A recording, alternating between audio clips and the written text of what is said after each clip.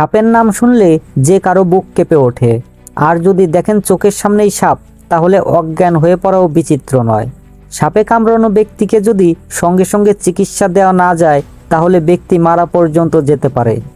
আপনি জানলে অবাক হবেন যে সাপ সবসময় বিষাক্ত কামড় দেয় না, কখনো কখনো শুকনো কামড় দেয়, অর্থাৎ কামড়ের সাথে বিষ ছাড়ে না।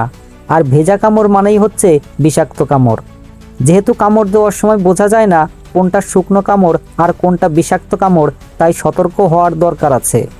যে সাপই কামড় দিক না কেন, আতঙ্কিত হওয়া যাবে না।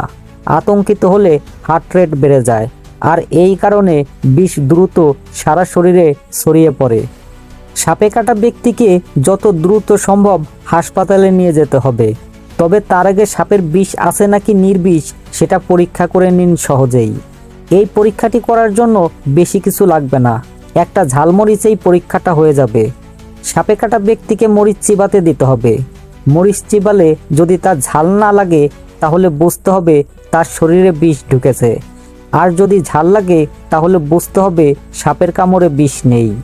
এরপরেও সন্দেহ থাকলে হাসপাতালে যেতে হবে। তাই ভয় না পেয়ে হাসপাতালে গেলে ব্যক্তি প্রাণে বাঁচবেন। ভিডিওটি ভালো লাগলে চ্যানেলটি সাবস্ক্রাইব করুন, পাশাপাশি লাইক কমেন্ট শেয়ার করার অনুরোধ জানাচ্ছি।